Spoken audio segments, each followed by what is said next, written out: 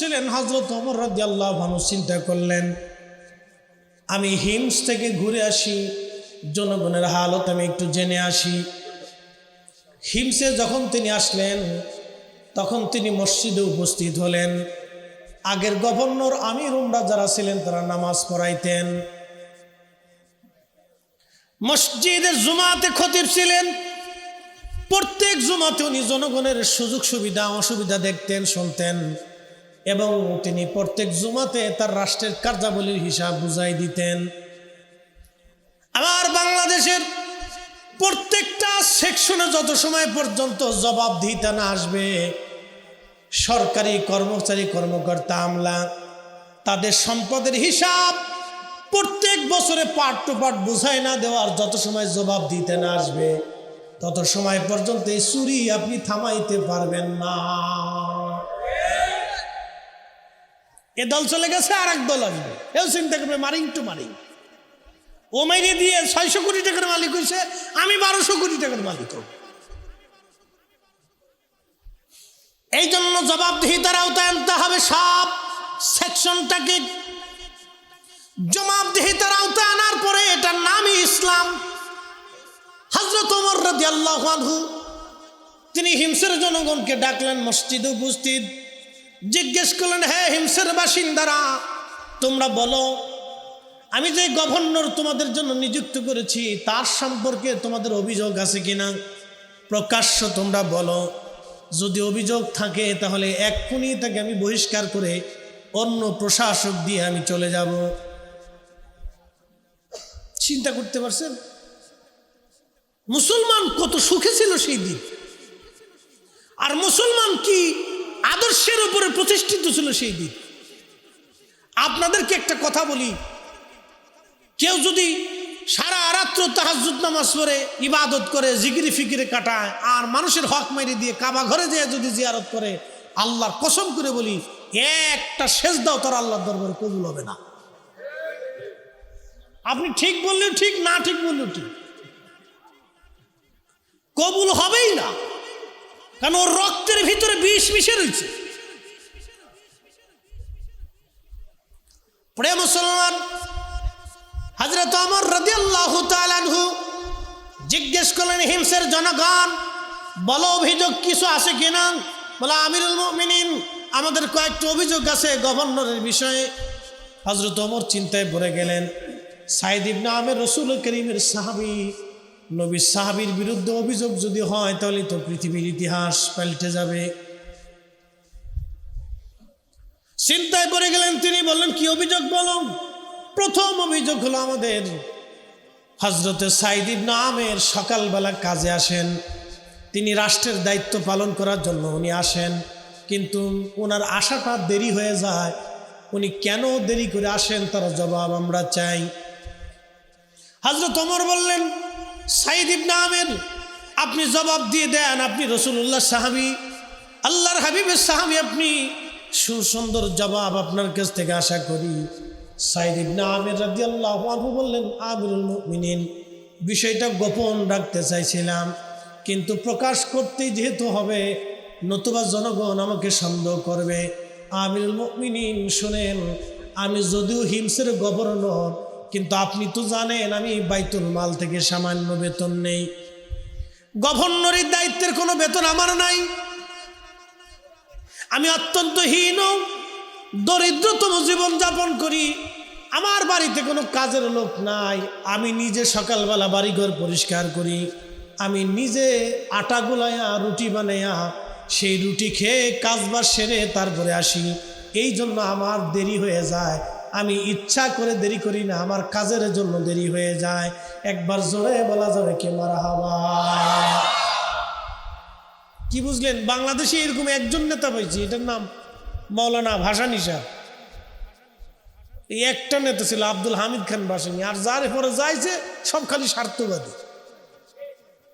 আপনি ঠিক বললেও ঠিক, না ঠিক বললেও ঠিক, উচিত কথার ভাত নাই এদেশে।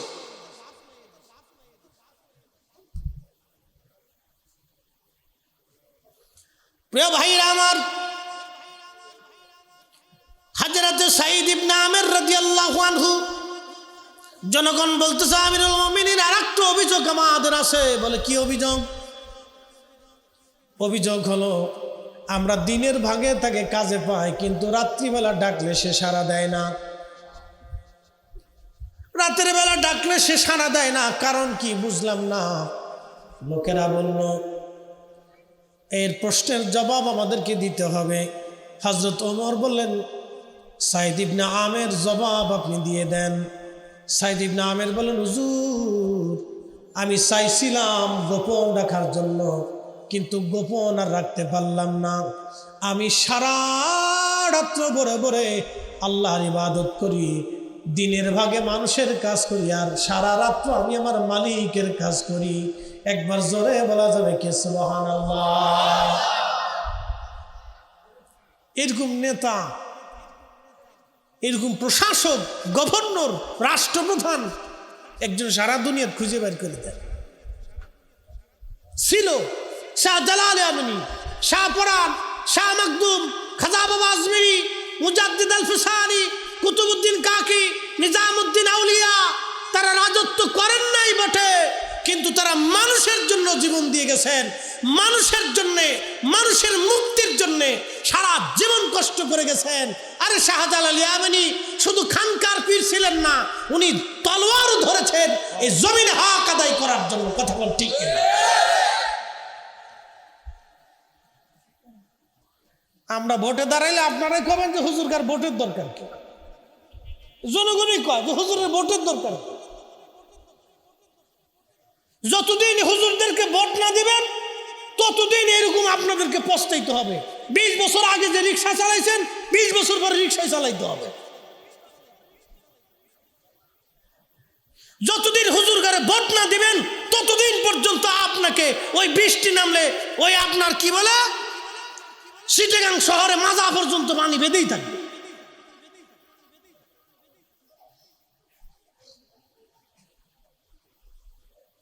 প্রিয় মুসলমান, মন খারাপ করবেন না। আমাদের দরকার ভালো মানুষ। কি কথা বল না কেন? আমাদের দরকার কি মানুষ? ভালো মানুষ। রাজনীতি হলো মানুষের জন্য। রাজনীতির অর্থ এটা না যে আমরা খুনাখুনি করবো, গুড়াগুলি করবো, মারামারি করবো, কাটাকাটি করবো, এটা না। রাজনীতির মূল থিমটা হলো মানুষের উপকারের জন্য, কিন্তু চেঞ্জ হয়ে গেছে বিভিন্ন কারণে। যাই হোক বন্ধুগণ, আমি মূল আলোচনায় ফিরে যাচ্ছি। লোকেরা বলল, হুজুর আরো একটা অভিযোগ আমাদের আছে। বলে কি অভিযোগ? অভিযোগ হলো মাসে একটা দিন সে কোনো কাজে আসে না। ব্যাপারটা বুঝলাম না, সে ওই দিনটা কোথার থেকে ছুটি নিল, কার কাছ থেকে নিল? সাইদ ইবনে আমের বলেন, আমিরুল মুমিনিন ক্ষমা করবেন, আমার একটা মাত্র জুব্বা, দ্বিতীয় আর কোনো জুব্বা আমার নাই। আল্লাহু আকবার। কয়টা জুব্বা? একটাই জুব্বা। তিনি গভর্নর, একটা প্রদেশের, হিমস প্রদেশের তিনি গভর্নর, তার একটাই জুব্বা, দ্বিতীয় আর কোনো জুব্বা তার নাই। আমানতের কি পরিপূর্ণ আমানতদারিতা হলে, রাসূল কারীমের আদর্শে আদর্শবান হলে সাহাবা এরকমের ছিলেন। এই জন্য আল্লাহ রাসূল বলছেন, লা তাত্তাখিদুহুম গারাদাম মিন বাদি, আমার পরে আমার কোনো সাহাবী নিয়ে তোমরা সমালোচনা করবে না, তাদেরকে সমালোচনার পাত্র বানাবে না, তাদের দোষ ত্রুটি খুঁজে বেড়াবে না। যারা বেড়াবে সব কটাই শয়তানের দালাল। কথা বলেন ঠিক না বেঠিক? এগুলি সব ইমাম চোর, ইমাম চুরি করার জন্য আসছে।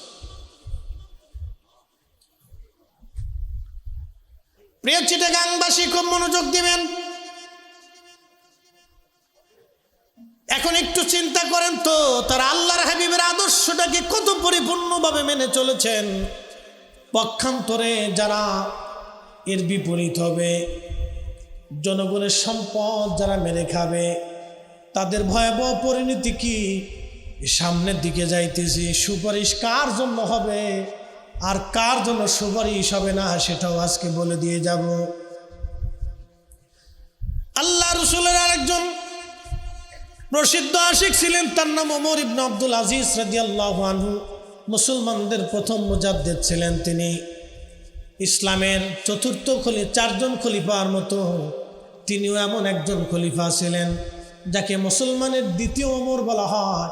তিনি সেইভাবে ইসলামী সাম্রাজ্য পরিচালনা করতেন। ওনার স্ত্রী এবং ছোট্ট সন্তান নিয়ে উনি বাইতুল মালের মধ্যে ঘুরতে গেলেন দেখার জন্য। হযরত ওমর ইবনে আব্দুল আজিজ যখন ঘুরতে গেলেন, যাওয়ার পরে তার ছোট্ট বাচ্চাটা দৌড়ায় যাইয়া বাইতুল মাল থেকে একটা আপেল নিয়ে আপেলের মধ্যে মুখ লাগায় কামড় দিয়ে খাওয়া শুরু করে দিয়েছে। ছোট্ট বাচ্চা আপেল নিয়ে কামড় দিয়ে খাওয়া শুরু করছে। হযরত ওমর ইবনে আব্দুল আজিজ দৌড়াই গেলেন, হাত চেপে ধরলেন, আপেল হাত থেকে নিয়ে মুখটা চেপে ধরে আঙ্গুল ভিতরে ঢুকিয়ে মুখের ভিতর থেকে আপেলের অংশ বের করে নিয়ে আসলেন। একসাথে বলবেন আল্লাহু আকবার। না না, আরো জোরে, আরো জোরে।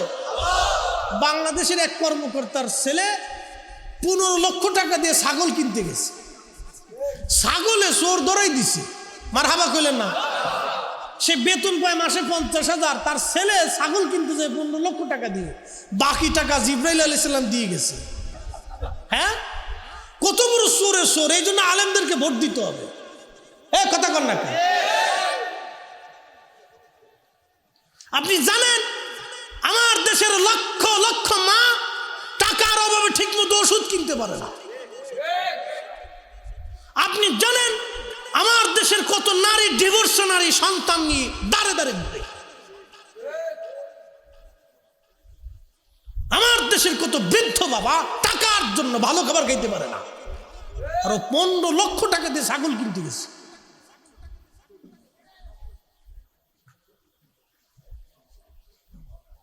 কর্মকর্তার ছেলে 1 কোটি টাকার গাড়িতে চলে, টাকা মনে হয় সব ফেরেশতারা দিয়ে গেছে।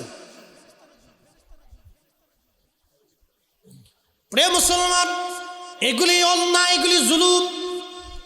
মানুষের সাথে জুলুম, গরিবের সাথে জুলুম, অভাবীর সাথে জুলুম, দুস্থের সাথে জুলুম, এতিমের সাথে জুলুম, বৃদ্ধ লোকের সাথে জুলুম, বৃদ্ধার সাথে জুলুম। আল্লাহর কসম করে বলি, এই জুলুম যারা করবে কিয়ামতের ময়দানে আমার রাসূলের সুপারিশ তাদের নসিবে হবে না, হবে না, হবে না। আসতেছি, হাসরের মাঠে চলে যাচ্ছি। হযরতে ওমর ইবনে আব্দুল আজিজের স্ত্রীর নাম ছিল ফাতেমা রাহিমাহুল্লাহ। তিনি বললেন, স্বামী আমার, ছেলেটা একটা না বুঝে আপেল খেয়েই ফেললো, কামড় দিয়ে মুখে দিয়েছে, আপনি মুখ থেকে বের করে নিয়ে আসলেন, আপনি কষ্ট না দিলেও তো পারতেন। তখন হযরত ওমর ইবনে আব্দুল আজিজ জবাব দিলেন, বিবি রে, আজকে আমার ছেলেটা বাইতুল মালে জনগণের সম্পদ খেয়ে ফেলে দিয়ে যাচ্ছে। আমি ওমর ইবনে আব্দুল আজিজ জীবন্ত বাধা প্রয়োগ করলাম না এই একটা আপেলের জন্য। কিয়ামতের ময়দানে আল্লাহর আদালতে জনগণের হিসাব নিয়ে আমি আল্লাহর আদালতের কাঠগড়ায় আসামি হয়ে দাঁড়াইতে পারবো না। ওই কষ্টের চাইতে আমার ছেলে কষ্ট পাক, তাতে আমার কোনো অন্তরে ব্যথা লাগবে না। ওই কষ্টের চাইতে এই কষ্টটা সহজ, কিন্তু হাসরের ময়দানের কষ্টটা বেশি ভয়াবহ হবে। একবার জোরে বলা যাবে আল্লাহু আকবার। ইসলাম মুসলমান চিনে যান। আমরা হুজুরা ভোটে দাঁড়াইলে আপনি বলবেন যে হুজুরের আবার ভোটের দরকার। 500 টাকা না মানলে তো জীবনে ভোট দিবেন না, ঘরের ভিতরে মাল না দিয়েছিলে ভোট দিবেন না। নির্বাচনের সময় খরচ করছে 50 কোটি, 5 বছর উসুল করে নিয়ে গেছে 500 কোটি। জানেন আপনার মাথার উপর কাঁঠাল কিভাবে ভেঙে খেয়েছে? আপনি ঠিক বললেও ঠিক, না ঠিক বললেও ঠিক। এটাই এত বছর ধরে হয়েছে। হুজুর, আমি সত্য কথা বলতেছি, দুঃখের সাথে কথাগুলি আজকে বলতে হচ্ছে আমাদের জনগণ আমাদেরকে সারা জীবন ভুল বুঝছে, সারা জীবন আমাদেরকে ভুল বুঝছে।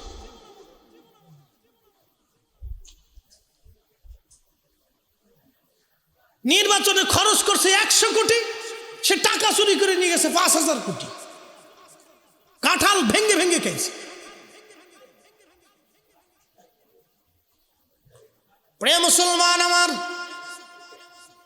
হাসরের ময়দানে যাই এদের অবস্থা কি হবে? আর আমার রসুল কি করবেন তিনি?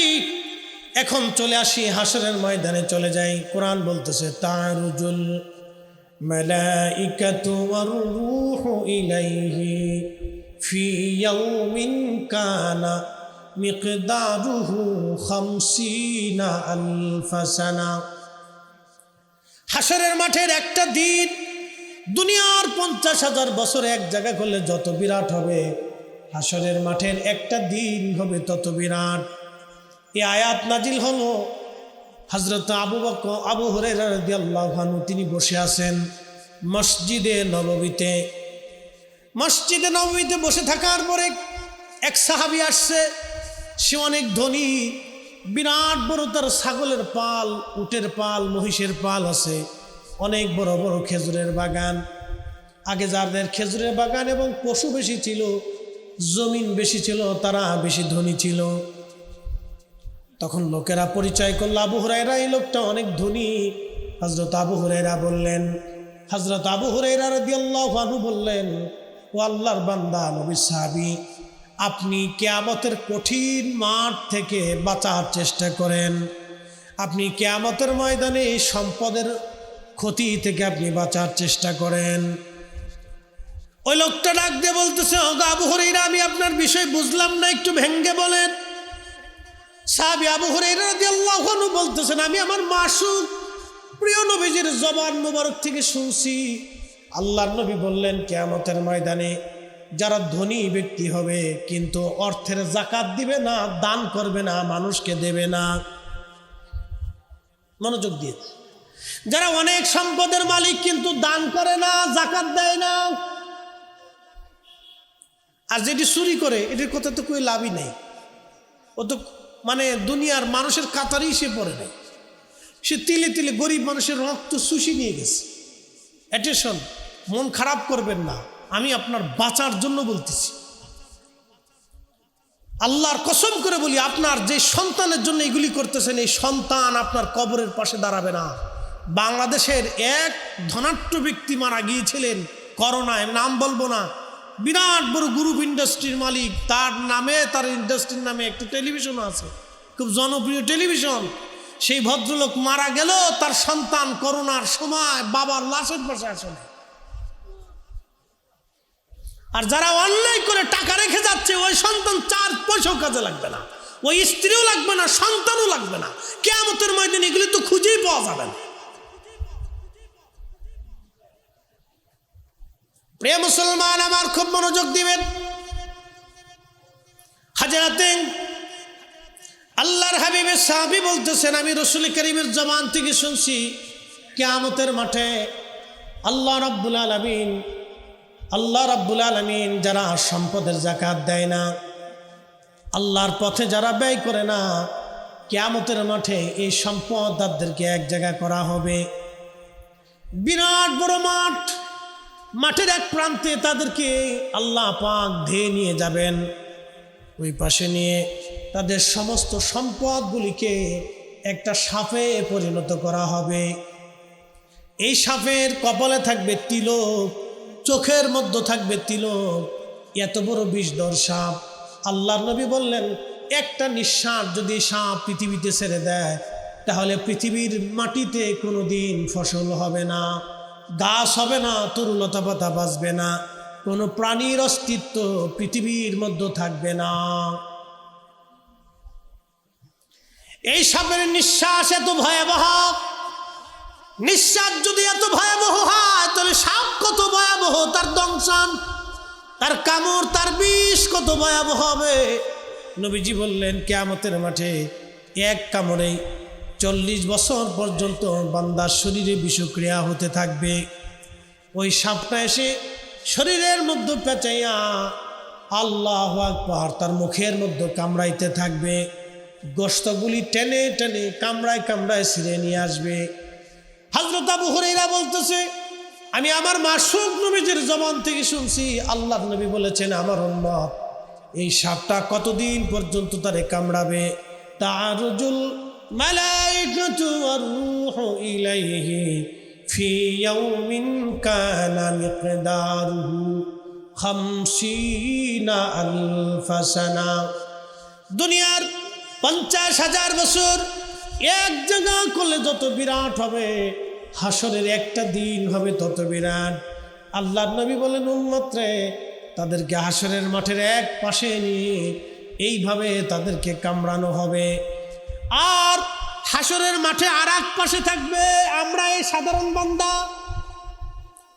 তাদের হিসাব টানা হবে। একসাথে বলবেন না আল্লাহু আকবার। হাসরের মাঠে এক পাশে থাকবে দুর্নীতিগ্রস্তরা, চোরেরা, ডাকাতরা, সন্ত্রাসরা, রক্তচুষারা,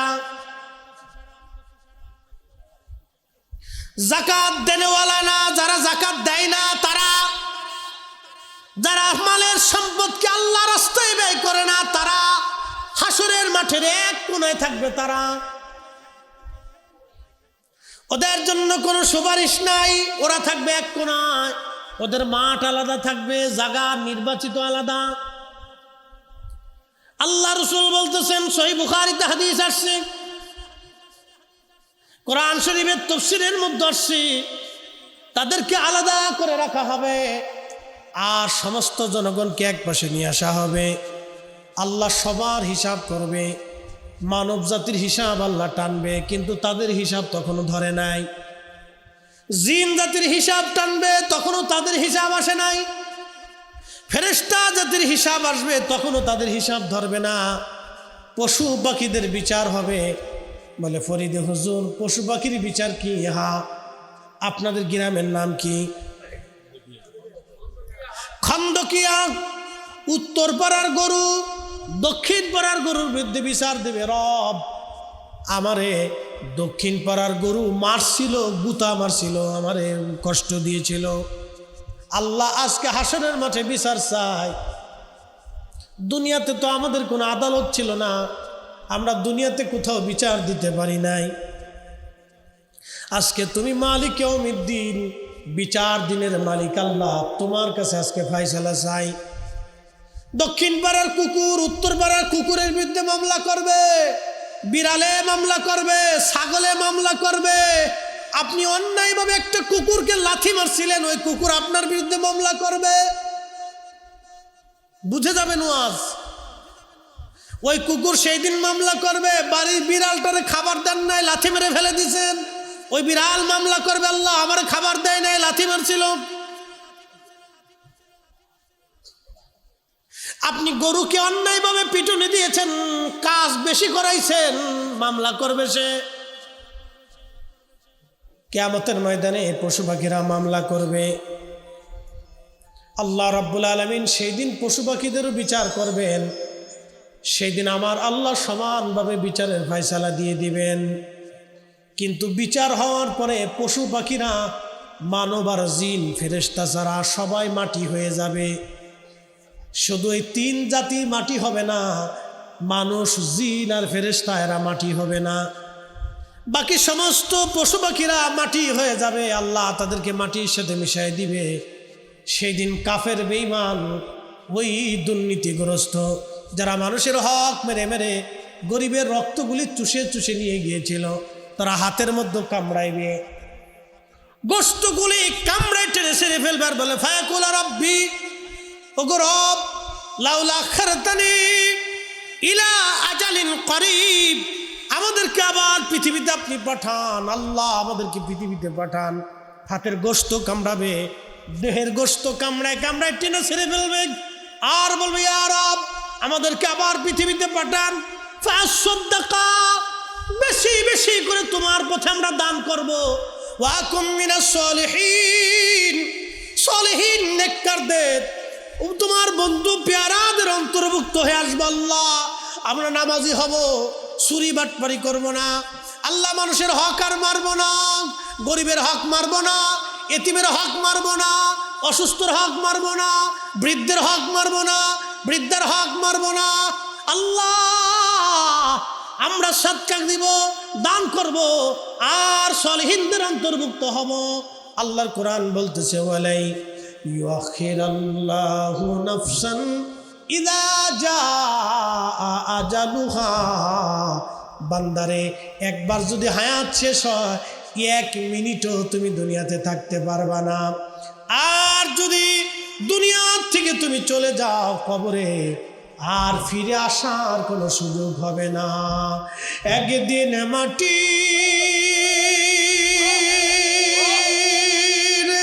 ভিতরে হবে ঘর, যে মন আমার কেন বান্ধ দালান ঘর, মন আমার কেন বান্ধ দালান ঘর।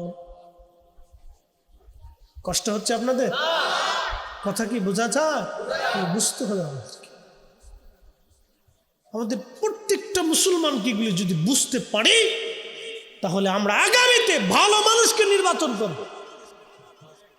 সে আলেম হোক, জেনারেল হোক, তাকে সৎ হতে হবে, ভালো ব্যক্তিত্ব হতে হবে। কি কথা কম না? ভালো একজন ব্যক্তিত্বকে আমাদেরকে শনাক্ত করতে হবে, যে আমাদের লিডার বানাইতে হবে তাকে।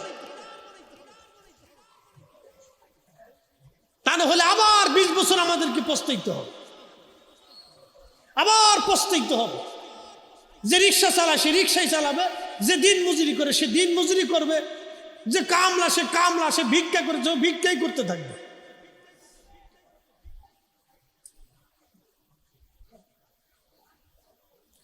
প্রিয় মুসলমান, আমার কথা আমারটা তিতা হলেও আমি বাস্তবসম্মত বক্তব্য দিচ্ছি, মনোযোগ দেন। তাদের কিয়ামতের ময়দানে দেখেন মানব জাতির হিসাব হবে, কিন্তু তাদের হিসাব আল্লাহ টানবে না। সাপে কামড়াইতেছে, তাদেরকে হিসাব টানা হবে না। জিন জাতির হিসাব টানা হলো, তাদের হিসাব তখনও নেওয়া হয় নাই। ফেরেশতাদের হিসাব টানা হবে, সেই তারপরও তাদের হিসাব টানা হয় নাই। তাহলে আপনি বুঝেন তো কত বছর কত দিন সেই দিন পার হবে, তখনও সাপে তারে কামড়াইতে থাকবে। এরপরে আল্লাহর নবী বললেন তারপরে তাদেরকে আনা হবে গড়ায়। এত কোটি কোটি বছর তারা শাস্তির ভিতরে থাকলো, তারপরে আল্লাহ তাদেরকে বিচারের কাঠগড়ায় আনবে। বিচারের কাঠগড়ায় আনার পরে তারপরে আল্লাহ ফয়সালা দিবে, হয় জান্নাত না হয় জাহান্নাম। তার আগে কোটি কোটি বছর তারা ওই সাপের কামড়ে নির্যাতনে অত্যাচার। হাসরের মাঠের এক কোনায় একটা মাঠ তাদেরকে বরাদ্দ করা হবে। এই দুর্নীতিগ্রস্ত, এই দুর্নীতিবাজ যারা হবে, যারা আমার এতিমের টাকা মেরে দিল, যারা আমার গরিবের টাকা মেরে দিল, আমার বিধবার টাকা মেরে দিল, আমার চিকিৎসার অর্থাৎ গরিব মানুষের চিকিৎসার বরাদ্দের টাকা মেরে দিল, আমার দেশের সাধারণ মানুষের রাস্তার টাকা মেরে দিল, গমের টাকা মেরে দিল, বন্যার্থদের টাকা মেরে দিল, আমার দেশের ওই গরিব দরিদ্র শিক্ষার্থীদের শিক্ষার টাকা মেরে দিলাম, কৃষকের ওই আপনার কি বলে শালির টাকা মারলো, ওই সারের টাকা মারলো, তেলের টাকা মারলো, ওষুধের টাকা মারলো। ভাবতেছে সুপারিশ পেয়ে যাবো, আর কাবা ঘরে যাইয়ে খুদার ঘর তাওয়াব করিয়ে, আর ওই যে টুইন টাওয়ার কি ক্লক টাওয়ারে থাইকে, ও সুন্দর এই কি বলে আপনার ভিআইপি হোটেলে থাইকে ও কাবা ঘরে জিয়ারত করে হস্টাস করে এসে মনে করছে বেশ তো পেয়ে গেছি। শয়তানে হাসার করে, ওরে চাচা তোর মতো চাচা থাকতে আমার আর টেনশন নাই, তুই একাই বাঙালি শেষ করে দিবি যা। ক্লক টাওয়ারে থাকে মক্কায় যায়, জানেন ভিআইপি হোটেলে যায় থাকে, এখানে যা থাকে আরাম করে খায় দেয়, মাঝে মধ্যে নামাজে আসলে আসতেও পারে, না আসলে না আসে, ওখান থেকে নামাজে দাঁড়া, ওই নামাজ মেরিটরে হস্টস করে টপ করে খুদার ঘর ধরে কান্দি কেটে মনে করছে একবারে মাপ পেয়ে গেছি। আর আমার দেশের এতিম টাকার অভাবে ধুকে ধুকে কষ্ট করছে, আমার দেশের অসুস্থ ব্যক্তি যার জন্য সুস্থতার বরাদ্দ ছিল, ওষুধের বরাদ্দ ছিল, ও ওষুধ না খেয়ে ধুকে ধুকে কষ্ট করছে, আমার দেশের দরিদ্র ব্যক্তি যে মাথার ঘাম পায়ে ফেলে পরিশ্রম করে যাচ্ছে তার জন্য বরাদ্দ ছিল, তার টাকাটাও মেরে দিয়েছে, সেও কষ্ট করে কোনদিন খাইছে, কোনদিন না খেয়ে থাকছে। আর আপনি ভাবছেন বেহেশত পেয়ে গেছি, কিয়ামতের ময়দানে রাসূলের সুপারিশ পাবো। আল্লাহর নবী এই সমস্ত উম্মতের দিকে ফিরে তাকাবেই না, ফিরে তাকাবেই না কিয়ামতের ময়দানে। প্রিয় বন্ধুগণ, আমার হাসরের মাঠ কায়েম হবে, কঠিন পরিস্থিতি, অনেক বড় পরিস্থিতি। নবীজির সুপারিশ কাদের জন্য এবার জেনে যান। আপনি ধরেন নামাজ পড়েন নাই, অপরাধ করে ফেলছেন, রোজা রাখেন নাই, অপরাধ করে ফেলছেন, আপনি কি বলে অন্যায় করছেন, ভুল করে ফেলছেন, নামাজ পড়েন নাই, রোজা রাখেন নাই, এই সমস্ত অপরাধগুলি যেগুলি হকুল ইবাদ না, হকুল আল্লাহর হক। রাসূল কারীমের সুন্নাত আপনি হয়তো একটা মানছেন আর একটা মানেন নাই। এই সমস্ত পাপী যারা, কিয়ামতের ময়দানে আল্লাহর নবী তাদেরকে সুপারিশ করবে। সুবহানাল্লাহ বলা যাবে না? আরো জোরে। কিন্তু হকুল ইবাদ যে মারছে, বান্দার হক, ওই দরবেশ চিনছেন তো আপনারা? দরবেশ, এই দরবেশে মারছে টাকা। বিরাট বড় বুজুর্গ, প্রত্যেক বছর হজে গেছে, আর প্রত্যেক রমজানে যাইয়া ও এতে কাপ করতো কাবা শরীফে। কত বড় দরবেশ! বাপরে বাপ! আমি সহিহ হাদিস মানি, আর মাঝে মধ্যে কোরআনেও কিছু সমস্যা আছে। কত বড় হারামজাদা, চিন্তা করেন, কোরআনেও কিছু সমস্যা আছে। দরবেশ আমি সহিহ হাদিস মানি। তো এখন বোঝা গেল যে কি সহিহ হাদিস এতদিন মানছে। বুঝতে পারছেন? তাহলে এরকম কত দরবেশ আমাদের দেশে আছে। প্রত্যেক বছরে রমজানে সে এতেকাফ করতে যায় কাবাতে। বুঝেন আপনি? এই দরবেশ,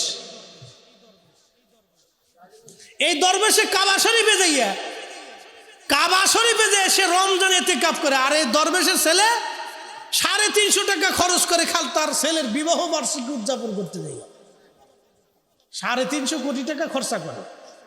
350 টাকা খরচ করলে আমার দেশে হাজার হাজার গরিব মানুষের বাড়ি বানাই দেওয়া যায়। হ্যাঁ, ঠিক বলেন না কেন? আমার দেশের হাজার হাজার চিকিৎসাহীন মা বাবা, বৃদ্ধ মানুষের চিকিৎসা করে তার মনে অন্তত শান্তি দেওয়া যায়।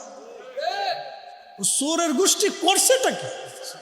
তারপরও আপনারা আলেম ওলামা দেখে ভোট দিবেন না, ভালো মানুষ দেখে ভোট দিবেন না, যে পয়সা ছুটাইতে পারে খালি এর পিছু পিছু দৌড়াবেন। আপনাদেরও কিয়ামতের ময়দানে জবাব দিতে হবে। এই চোরদেরকে যারা সমর্থন করছেন তাদেরকে জবাব দিতে হবে কিয়ামতের ময়দানে।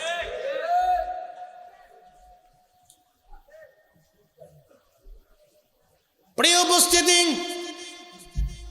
খুব মনোযোগ দিবেন। আল্লাহর নবী কিয়ামতের ময়দানে আল্লাহ রাব্বুল আলামিন বিচার কার্য তখন শুরু করেন নাই। হাসরের ময়দানের প্রাথমিক সময় আল্লাহর কাহারিয়াত এসে গেল। আল্লাহ বিরাট বড় শক্ত হয়ে গেলেন। আল্লাহ এখন বুক মেজাজি, আল্লাহ পাক রুদ্র হয়ে গেছেন, একেবারে রাগ। সৃষ্টির প্রতি আল্লাহ বিরাট বড় রাগ। হাই হাই, কাহারিয়াত এসে গেল। সৃষ্টির প্রতি আল্লাহ মায়ার নজরে তাকান না, বিরাট রাগ করে বসেন আল্লাহ। এরকম বহুদিন পার হয়ে গেল। সূর্য মাথার উপরে আঘাত, দুঃখিত 1 থেকে 2 কিলোমিটার। সূর্যের উত্তাপ বর্তমানে পৃথিবীতে যে সূর্য 200 কোটি ডিগ্রি সেলসিয়াস। সূর্যের ভিতরে বাবা ঘন্টায় 1 লক্ষ কিলোমিটার বেগে শুধু আগুনের ঝড় হতে থাকে।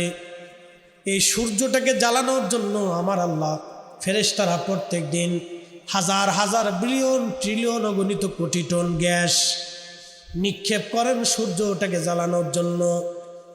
আবার সূর্য যখন বেশি উত্তাপ হয়ে যায়, ফেরেশতারা আবার বরফ নিক্ষেপ করেন এই সূর্যটাকে ঠান্ডা বানানোর জন্য। এই জন্য আপনারা দেখবেন শীতের সময় আল্লাহ গরম কমায় দেয়, গরমের সময় আল্লাহ গরম বাড়ায় দেয়। এই সূর্যটা আল্লাহর নিয়ন্ত্রণে।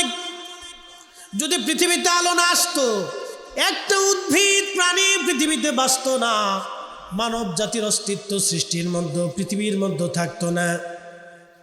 এই সূর্যটা এখন 200 কোটি ডিগ্রি সেলসিয়াস, মাত্র 12 থেকে 13,000 ডিগ্রি সেলসিয়াস তাপমাত্রায় এই লোহাটা গলে পানির মতো হয়ে যায়। সেখানে সূর্য 200 কোটি, তার মানে সূর্যটাকে যদি নিচে দিয়ে দেওয়া হয় পৃথিবীর তামা হয়ে যাবে। এই সূর্যটা সেই দিন থাকবে হাসরের মাঠে 1 থেকে 2 কিলোমিটার মাথার উপরে। আল্লাহ সেই দিন সূর্যের উত্তাপে মানুষ পুড়ে যাবে না, মিসমার হয়ে যাবে না, কিন্তু মানুষের শরীর থেকে ঘাম বের হতে থাকবে।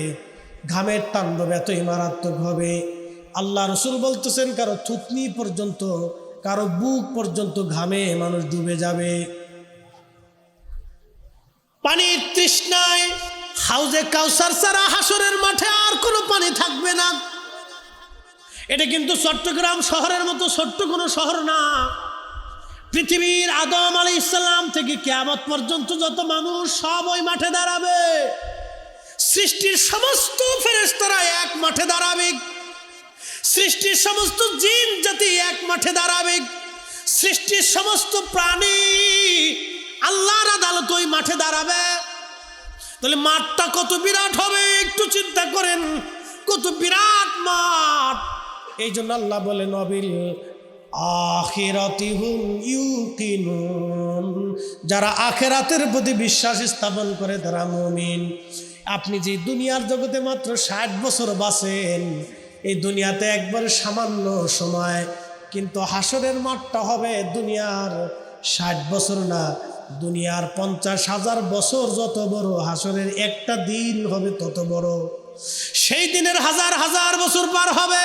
এবার তাহলে বুঝেন কত বিরাট হবে সেই আখিরাতের জিন্দেগি। আমি যে ওয়াজ করছি, বাড়ি যেয়ে এটা গবেষণা করবেন। গবেষণা যদি করেন, ফিকির যদি করেন, চিন্তা যদি করেন, তাহলে আপনি আমার ওয়াজের সার্বভৌমটা বুঝতে পারবেন। আর যদি বাজ্যা চিন্তা না করেন তো অসুবিধা নেই, বেচিন্তা হয়ে ঘুমাবেন, সকালবেলা আবার সে অপরাধী হবে, ফজরের নামাজ কাজাই হবে। সে অন্যের মাল কেড়ে নেওয়ার ধান্দায় চিন্তা মগজ আসবে, মিথ্যা বলার প্রবণতা থাকবে, স্ত্রীর সাথে ঝগড়ার প্রবণতা হবে, সন্তানের হক নষ্ট করার প্রবণতা হবে, আর একজনের জমিন মেরে খাওয়ার ধান্দা থাকবে। যদি চিন্তা না করেন আপনি,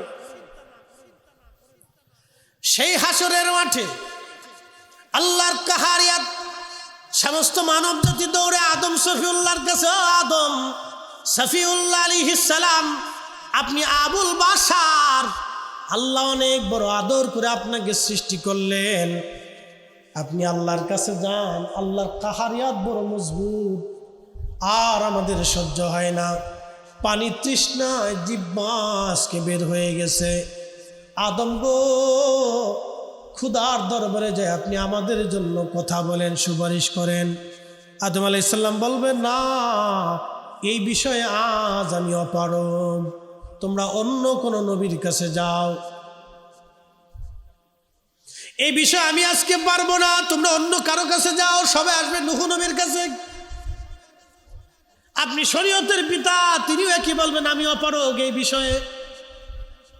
আল্লাহর কাহারিয়াত, আল্লাহকে সন্তুষ্ট করা, রাজি করা, আমি নূহ আলাইহিস সালামের পক্ষে এই মুহূর্তে সম্ভব না, তোমরা অন্য কারো কাছে যাও। সবাই দৌড়ে হযরত দাউদ আলাইহিস সালামের কাছে আসবে।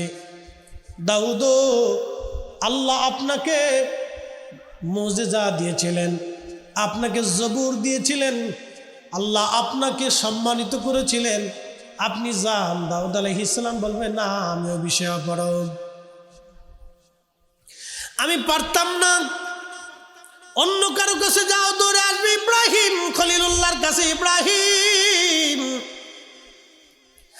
আপনি তো আল্লাহর খলিল, আপনি একটু আল্লাহকে সন্তুষ্ট করে না। ইব্রাহিম আলাইহিস সালাম বলবেন, আমি খলিল হতে পারি, কিন্তু এই বিষয়ে আমি অপারগ, তোমরা অন্য কারো কাছে যাও। মূসা আলাইহিস সালামের কাছে আসবে। মূসা, আপনি তো কালিমুল্লাহ ছিলেন, আল্লাহর সাথে কালাম বিনিময় করতেন, আজকেও আপনি যান, আল্লাহর সাথে কালাম করেন, কথা বলেন।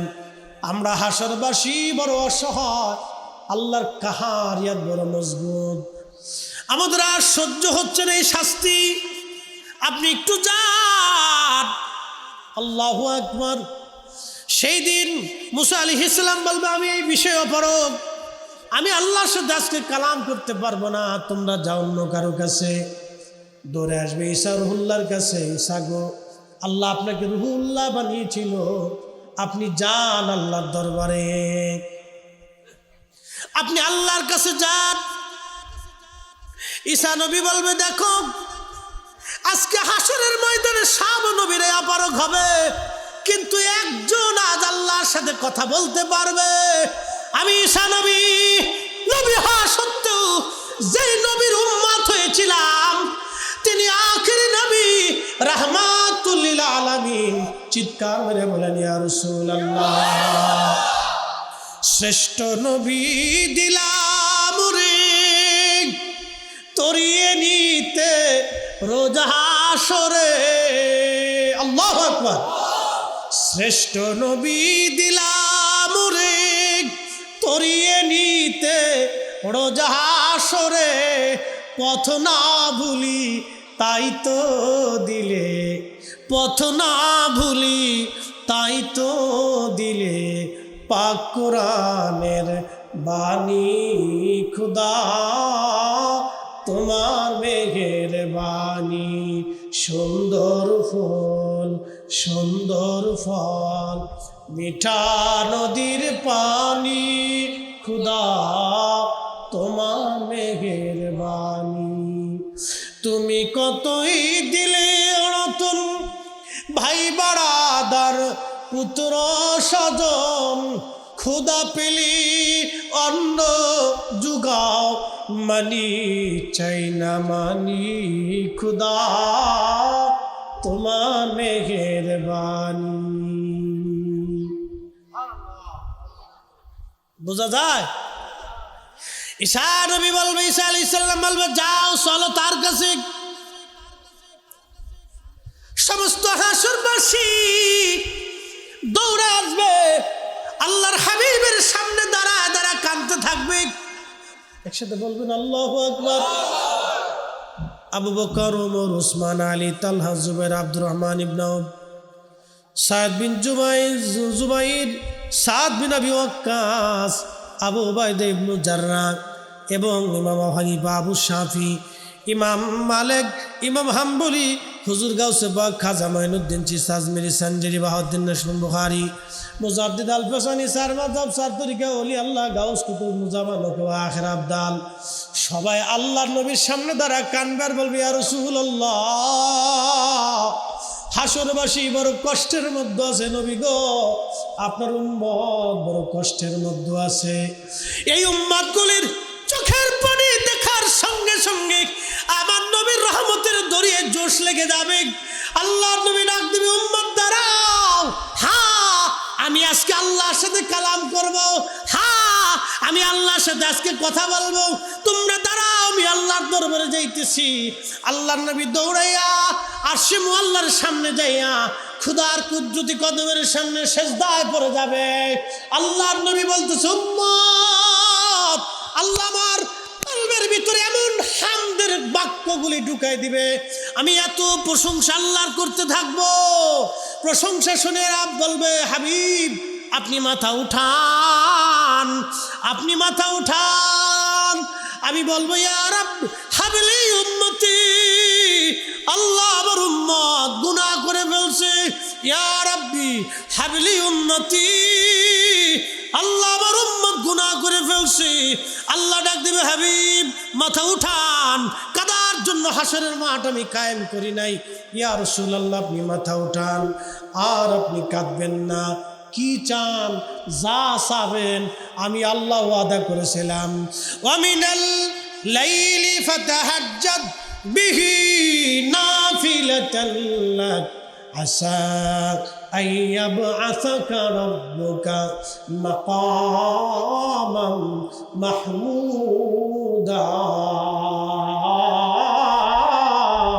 চিৎকার মেরে জোরে বলবেন কি মারহাবা। সালাতুন ইয়া রাসূলুল্লাহ আলাইকুম,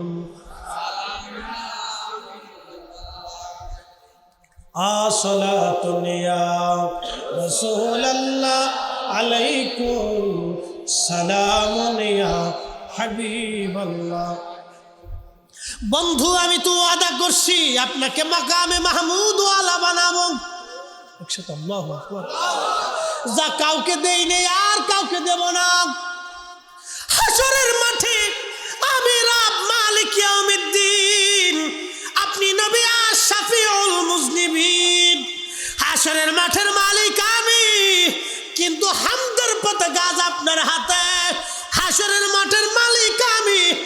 কিন্তু সুপারিশের পতাকা মাকামে মাহমুদ ওয়ালা, আপনি নবী নিজে, আমি আরশে ওয়ালা, আপনি মাকামে মাহমুদ ওয়ালা, আমি বিচার দিবসের মালিক আর আপনি শাফিউল মুজনিবিন, আমি রব্বুল আলামিন, আপনি রাহমাতুল লিল আলামিন। চিৎকার মেরে জোরে বলেন মারহাবা। নারে তাকবীর, নারে রিসালাত, নারে গাসিয়া, উলামায়ে আহলে সুন্নাহ। এখন কেউ যদি বলে,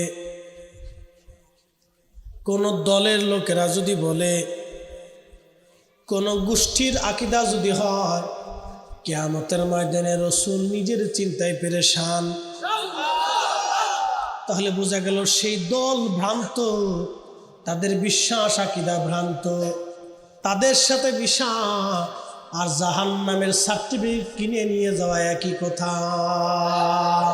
কথা বলেন,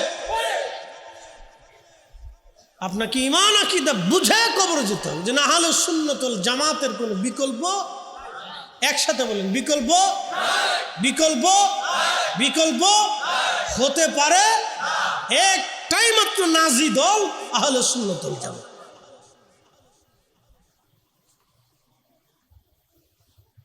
আল্লাহর কোরআনে আল্লাহ বলে, হাবিব আমি তো আপনাকে মাকামে মাহমুদের ওয়াদা করে রাখছি, উঠান মাথা, কি চান আপনি? তখন নবী কান্দে, ইয়া রাব্বি হাবলি উম্মতি, আল্লাহ আমার উম্মত গুনাহ করে ফেলছে। আল্লাহ ডাক দিবে, হাবিব আপনি যান, মাথা উঠান, আপনার পছন্দ অনুযায়ী আপনি যাকে সুপারিশ করবেন, যাকে ক্ষমা করতে বলবেন, আমি আল্লাহ আজকে তাকে ক্ষমা করে দেব। না না হয় না, আরো জোরে বলেন। শ্রেষ্ঠ নবী দিলাম রে তরিয়ে নিতে রোজা হাসরে, শ্রেষ্ঠ নবী দিলাম রে তরিয়ে নিতে রোজা হাসরে, পথ না ভুলি তাই তো দিলে পাক কুরআনের বাণী, খুদা তোমার মেহেরবানি।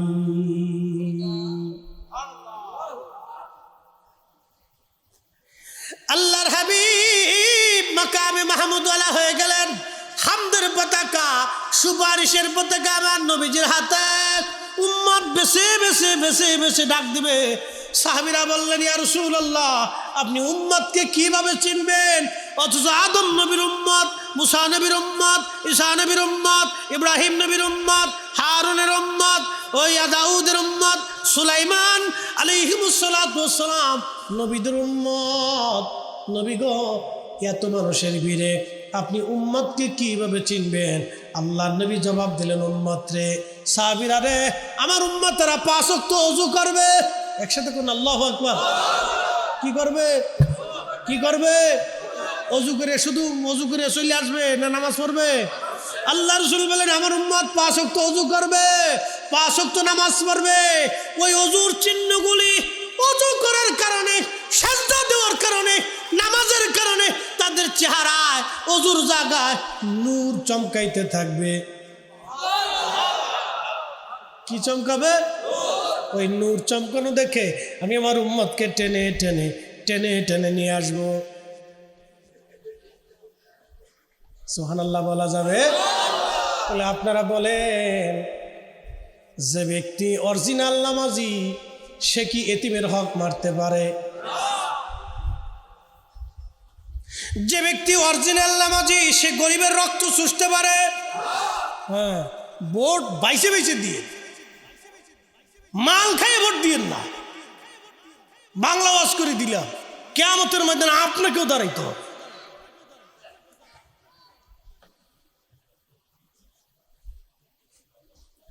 প্রিয় উপস্থিতি আমার, আহা, আল্লাহ রাসূলের সুপারিশ এত পরিমাণে আসতে থাকবে। একসাথে বলুন আল্লাহু আকবার। সহিহ মুসলিমের কিতাবুশ শাফার ভিতরে আসছে এত পরিমাণে সুপারিশ। নবীজি বলতেছেন, আমি এত পরিমাণে সুপারিশ করব, যাকে চাবো আল্লাহ তাকে মাফ করবে, আমি যাকে চাবো আল্লাহ তাকে মাফ করবে। দিতে দিতে দিতে দিতে মাফ টানতে টানতে টানতে টানতে আজাজিলকে চিনেন তো আপনারা? আজাজিলকে চিনছেন তো আপনারা? শয়তান আজাজিল সেও পর্যন্ত আল্লাহর নবীর সামনের কাছাকাছি এসে দাঁড়ায় থাকবে যদি রসুল আমাকে টেনে নিয়ে যায়। সে আশায় থাকবে, কিসে থাকবে? আশা, মানে এত পরিমাণে টানতেছে, আসো আসো আসো, টানবে, উম্মতকে টেনে টেনে নিবে। একসাথে বলা যাবে আল্লাহু আকবার। যারা রসুলের সুপারিশকে অস্বীকার করছে তাদেরকে টানবে না? কেমনে টানবে? সে তো মানেই নাই, সে তো আল্লাহ রসুলকে মানেই নাই, দুনিয়াতে বিশ্বাসই করে নাই যে কিয়ামতে নবী পেয়ারা রসুল আল্লাহর হাবিব সুপারিশ করতে পারবে, সে তো বিশ্বাস করে নাই। তো যখন বিশ্বাসই করে নাই তো কিয়ামতের ময়দানে আল্লাহ রসুল কি বলবে জানেন? তাদের সামনে পর্দা পড়ে যাবে। পর্দা পড়ার পরে ফেরেশতারা বলবে ইয়া রাসূলুল্লাহ, সে তো উম্মত। না, পর্দা পড়ে যাবে, আল্লাহ রসুল বলবে ফেরেশতারা তো আমার উম্মত। ফেরেশতারা বলবে ইয়া রাসূলুল্লাহ, আপনার উম্মত বটে, কিন্তু আপনার ইন্তেকালের পরে তারা নতুন নতুন মতবাদ আকীদা যেগুলো আপনি পোষণ করেন নাই, সাহাবীরা পড়তেন না, উলামায়ে মুতাকাদ্দিমিন মুতাআখিরিন সালফে সালিহিন ওলিয়া উলিয়া আউলিয়া আতকিয়া আহলে সুন্নাত ওয়াল জামাতের উলামা ফুদালারা কোনোদিন করে নাই, কিন্তু তারা এগুলো করতো। নতুন নতুন মতবাদ তারা আবিষ্কার করছিল। ইয়া রাসূলুল্লাহ, তারা ইন্তেকালের পরে এই বেদাতের উদ্ভাবন করেছিল, নতুন মতবাদের উদ্ভাবন করেছিল। তখন আল্লাহর নবী বলবেন সুকান সুকান, দূর হয়ে যা, দূর হয়ে যা, দূর হয়ে যা, এই নব্য আবিষ্কৃত বেদাতি আকীদার দল দূর হয়ে যা। উম্মত হবে কিন্তু সুপারিশ পাবে না। এই জন্য আল্লাহ রসুলকে মানার মতো মানতে হবে, বিশ্বাস করার মতো করতে হবে, আকাইদা আহলে সুন্নাত ওয়াল জামাতের উপরে দায়েম কায়েম থাকতে হবে, দাঁত দিয়ে কামড় দিয়ে এই পতাকাকে শক্ত করে ধরে রাখতে হবে। যদি না করতে পারেন তাহলে হাসরের ময়দানে কঠিন পচানো পস্তাইতে হবে, যেই পচার আর শেষ নাই, যেই বিপদের আর কোনো মাপ পাওয়ার কোনো রাস্তা নেই। একটা কথা মনে রাখবেন, আপনাদেরকে বলে দিয়ে যে মাঝে মধ্যে ওয়াজে বলি, কেউ যদি আল্লাহর দরজা থেকে বিতাড়িত হয়ে যায়, ধরেন আল্লাহ তাকে বিতাড়িত করে দিছে, যা বান্দা তুই আমার সামনে আসবি না, তুই পাপিষ্ঠ, তোকে আমি পছন্দ করলাম না, আমার হিসাবে তুই হেরে গেছিস, যা বান্দা চলে যা। কোরআনে আসছে যা বান্দা তুই চলে যা। বাম হাতে আমল নামায় আসছে, নেকির পাল্লা তার হালকা হয়ে যেতেছে। এই বান্দাগুলি, মানুষগুলি সেই দিন আল্লাহ রসুলের দরজা তার জন্য খোলা থাকবে। একসাথে বলে আল্লাহু আকবার। আমাদের রসুলের দরজা তার জন্য খোলা থাকবে। আর যদি আল্লাহ রসুলের সাথে গুস্তাখি করেন, বেয়াদবি করেন, যদি হাবিবে কিবরিয়ার সাথে বেয়াদবি হয়ে যায়, তাহলে এই দরজা বন্ধ হয়ে যাবে। আল্লাহর হাবিবের দরজা যদি বন্ধ হয়ে যায় তো আল্লাহর দরজা বন্ধ হয়ে যাবে, আর কোনো রাস্তা নাই, আর কোনো রাস্তা নেই। তাই জন্য আপনাদেরকে অনুরোধ করব, এই আহলে সুন্নাত ওয়াল জামাতের আকাইদের উপরে আপনারা প্রতিষ্ঠিত থাকবেন। মেহেশরের মাঠ বড় ভয়াবহ হবে, বিরাট হবে আর ব্যাকুট হবে। সেই কঠিন মাঠে হাউজে কাউসারের পানি ছাড়া আর কোনো পানি থাকবে না। সেই দিন আল্লাহর সুপারিশ ছাড়া আর কোনো সুপারিশ থাকবে না। সেই দিন আরশে মুআল্লার নিচের আশ্রয় ছাড়া আর কোনো আশ্রয় হবে না। সেই দিনটা অত্যন্ত ভয়াবহ হবে। এই জন্য দুনিয়ার থেকে যত দূর পড়েন আল্লাহর কাছে তওবা করেন, কান্নাকাটি করেন, ক্ষমা চান আল্লাহর কাছে। আল্লাহর পেয়ারা রসুলের বরগাহে সুপারিশ চান। আমি মদিনাতে যতদিন ছিলাম তো প্রত্যেক দিনই জিয়ারত করার ইচ্ছা করতাম। রওজা শরীফের পাশে দাঁড়ানোর অভিপ্রায় নিয়ে আমি পাশাপাশি যে বসতাম। তো রওজা শরীফের জিয়ারতের সময় দেখতাম ওখানে তো দাঁড়ানোর সুযোগ থাকে না, অনেক মানুষ আর দাঁড়াইতে দেয়ও না। 3 প্রকারের হাজি আছে। এক হাজি হলো সেলফি হাজি, ওখানে যাই আসে ভিডিও করে, ছবি তুলে, অথচ ও জানে না যে এখানে কে ঘুমায় দিয়েছে।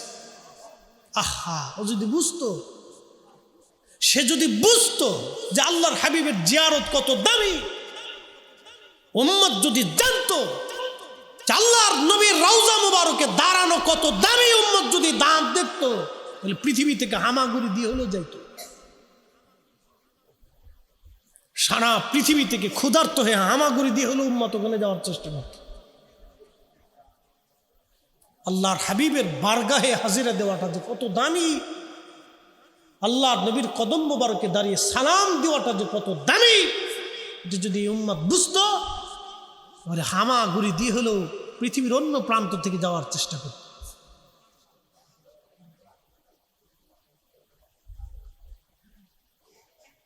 তো কেউ ছবি তোলে, কেউ ভিডিও করে, আবার আর এক প্রকারের হাজি আছে যেটি নজদিমার্কা হাজি, ক্ষমা করবেন আমাকে। তাদের মতবাদটা তো খুব মারাত্মক মতবাদ। তাদের মতবাদে আল্লাহ রসুলকে তারা তেমন কিছু মনেই করে না। হ্যাঁ, এটা তাদের মতবাদ, তাদেরকে শিখানো হয়, তাদেরকে ওইভাবে প্রশিক্ষণ দেয়, ধীরে ধীরে প্রশিক্ষণ দেয়। এটা ক্ষমা করবে। আমরা সুন্নি উলামা ইকরাম যে আলোচনাই করি, আল্লাহ রসুলের শানে একটু না শুনলে, না বললে আমাদের কলিজায় শান্তি হয় না। জোরে খন, আমাদের কলিজায় কি হয় না? শান্তি হয় না। আমরা এই পরিপূর্ণতা পাই না, আমাদের কাছে ভালো লাগে না। মনে হয় যে আমি কি যেন অপূর্ণ রেখে আসছি। যদি কোনো ওয়াজে আল্লাহ রসুলের শান আমি গাইতে না পারি, বলতে না পারি, তাহলে আমার কাছে মনে হয় যে আমার কি যেন একটা অপরিপূর্ণতা রেখে আসছি, আমার কাছে আর ভালো লাগে না। আর যারা আশিক রসুল এসকে যাদের কাছে ভালো লাগে, তারাও চিন্তা করে যে একটু শান শুনলে এই তাদের কলিজাও শান্তি পায়।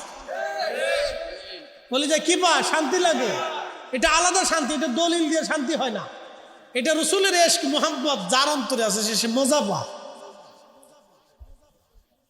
তো বিপরীতমুখী আমাদের বিপরীত যে ভাইরা আছে, তারা কিন্তু এতটা এই মুখী না।